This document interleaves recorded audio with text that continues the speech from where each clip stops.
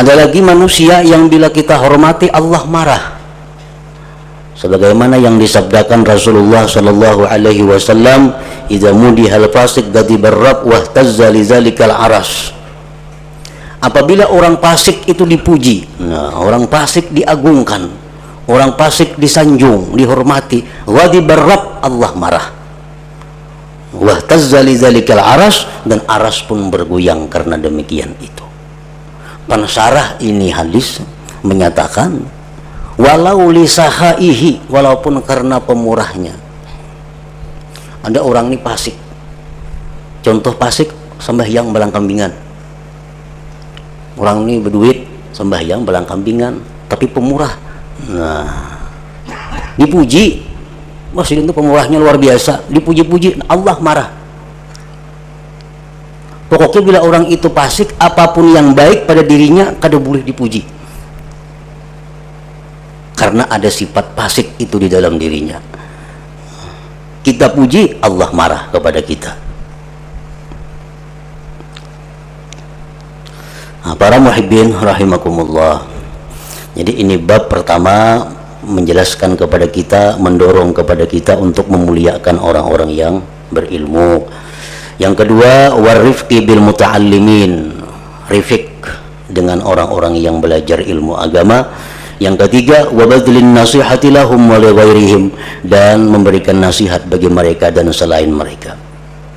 Qala Allah Ta'ala, firman Allah Ta'ala, dzalika wa may yu'azzim sya'airallah fa innaha min taqwal qulub.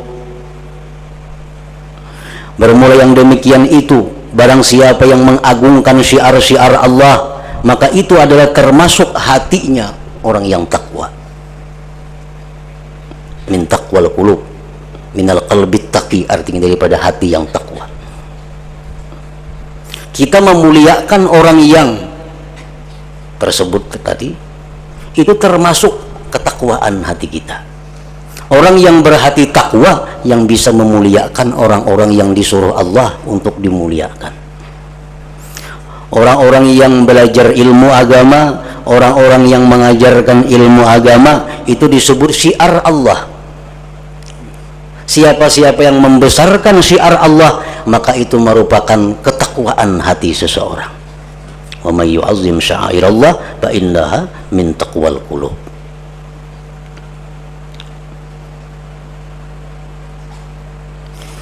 Wa qala ta'ala, dan firman Allah Ta'ala, wakhfid janahaka limanittaba'aka minal mu'minin. Ini ayat khitab untuk Rasulullah SAW secara khusus dan untuk umat beliau secara umum.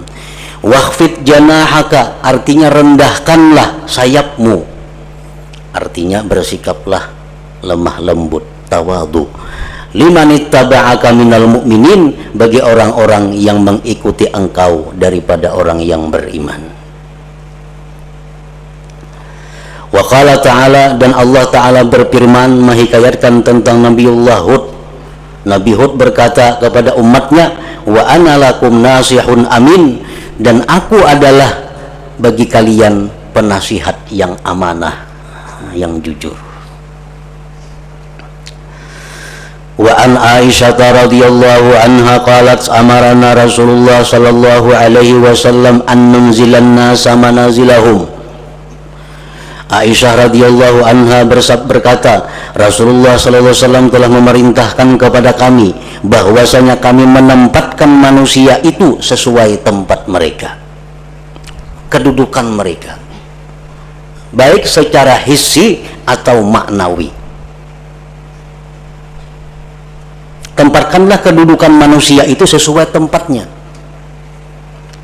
Jangan pukul rata, artinya jangan pukul rata, karena manusia mempunyai kedudukan yang berbeda-beda. Sebahagian pensarah hadis ini mengatakan, artinya dimaksud dengan hadis ini antara lain adalah bahwa hendaknya kita memberikan pelajaran kepada manusia itu sesuai dengan ukuran akal yang ada pada mereka.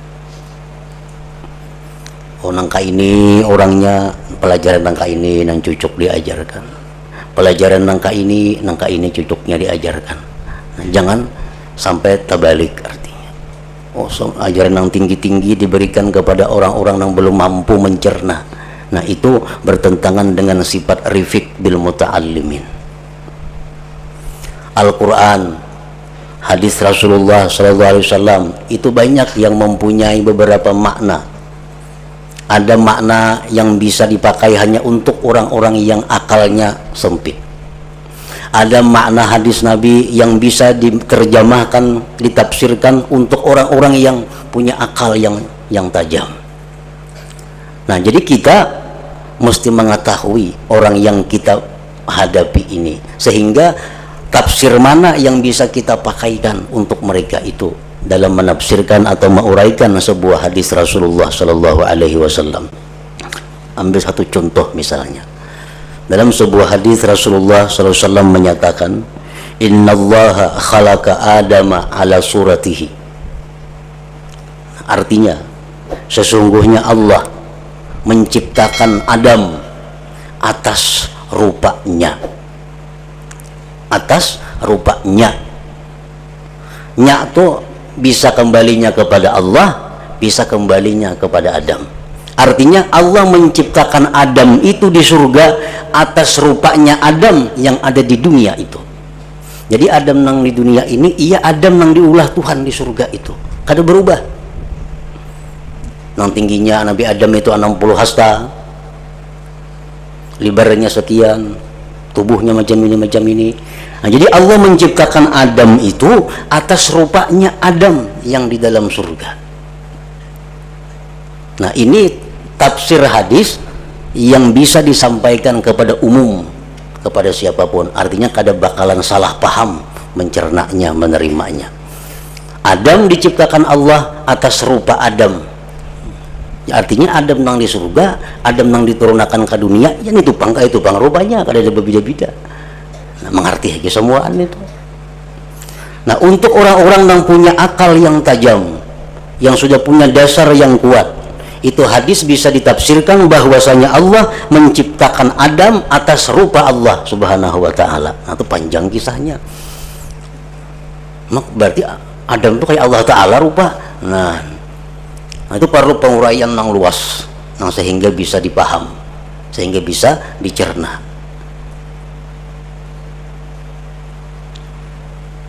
Itu yang dimaksud dengan amarana Rasulullah Sallallahu Alaihi Wasallam an nunzilan nasa manazilahum, bahwa kami disuruh menempatkan manusia itu pada tempat mereka. Artinya apa? Memberikan ilmu, mengajarkan ilmu kepada mereka sesuai dengan akal dan kemampuan mereka. Rawahu Abu Daud, hadis riwayat Abi Daud. Nah, sangat banyak hadis-hadis, sangat banyak ayat-ayat Al-Quran yang mengandung makna-makna berbeda. Bukan salah, tetapi itu hanya untuk kalangan yang berbeda. Untuk orang-orang kelas pemula, ini yang dipakai. Untuk orang-orang yang kelas 2, ini yang dipakai tafsirnya. Untuk kelas 3, ini yang dipakai tafsirnya. Nah, bukan berbeda-beda Al-Quran, kada sama maknanya, cuma hanya untuk yang menerima supaya bertangga 1, 2, 3 sampai seterusnya. Jangan sampai talangkahi tangga-tangganya itu. Wa an Abi Ruqayyah Tamim bin Aus Ad-Dari radhiyallahu anhu anna Rasulullah sallallahu alaihi wasallam qala ad-dinun nasihah. Agama Islam itu intinya adalah nasihat. Nasihat itu apa arti nasihat? Secara lapas arti nasihat itu adalah qasdul khair, tujuan baik, bermaksud baik, itu nasihat ngarannya. Iradatul khair, menghendaki kebaikan, iya juga nasihat juga. Jadi nasihat itu bukan hanya ceramah, bukan hanya berpidato, bukan. Lebih umum, nasihat itu ada satu kehendak yang baik dari kita kepada pulan, berarti kita ngarannya sudah menasihati pulan. Kita memberikan bantuan kepada si B, berarti kita sudah bernasihat, memberikan nasihat kepada B. Setiap kehendak baik dari kita disebut nasihat. Jadi agama Islam intinya adalah nasihat.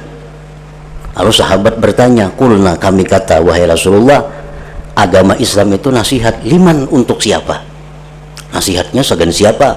Kala, ujar Nabi, nasihatnya itu lillah, untuk Allah, wali kitabihi, untuk kitab Allah, wali rasulihi, untuk Rasulullah, wali a'immatil muslimin, untuk para pemimpin kaum muslimin, wa ammatihim, dan untuk orang awam daripada kalangan muslimin. Jadi kita memberikan nasihat kepada Allah, artinya bahwa kita berkehendak baik dengan Allah. Maksudnya apa? Berkehendak baik dengan Allah, beriman kepada Allah. Jadi kita beriman kepada Allah itu memberi nasihat kepada Allah, kepada Al-Quran, kepada Rasulnya. Kita memberikan nasihat kepada Rasulullah, bukan berarti kita menceramahi sidin, tidak ada. Nah, itu kita memberi nasihat kepada Rasulullah bahwa kita memberikan kepercayaan kita bahwa beliau adalah utusan Allah, Rasul Allah. Wali a'immatil muslimin, dan kita memberikan nasihat kepada para pemimpin kaum muslimin. Artinya apa? Bahwa kita ini dituntut untuk mendukung, membela pemimpin-pemimpin kaum muslimin yang mana kebijakan mereka itu sesuai dengan hukum Allah. Kalau ada bupati, gubernur atau apa, atau DPR maulah undang-undang, nang intinya adalah sesuai dengan hukum Allah, kita wajib mendukung mereka. Nah, bila ada mereka itu mengeluarkan kebijakan, undang-undang, peraturan yang kada sesuai hukum Allah, nah kita menentang mereka sebagai bukti bahwa kita menasihati mereka. Wa ammatihim, dan nasihat untuk kalangan umum kaum muslimin, yaitu amar ma'ruf dan nahi munkar. Rawahu Muslim, hadis ini adalah riwayat daripada Imam Muslim. Nah, selanjutnya bab at-tarhib minal kibri wal i'jab wa targhib fil hilmi wa ihtimalil adza wal afi wal i'rad anil jahilin. Ila hadratin Nabi sallallahu alaihi wasallam. Al-Fatihah.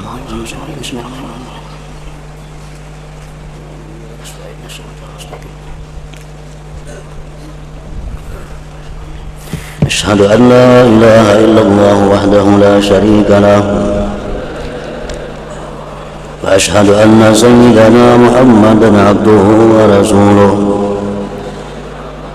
لا إله إلا الله نستغفر الله لا إله إلا الله نستغفر الله لا إله إلا الله نستغفر الله لا إله إلا الله ونتوب إلى الله لا إله إلا الله محمد رسول الله صلى الله عليه وسلم فيا أيها الراجون منه شفاعة صلوا عليه وسلموا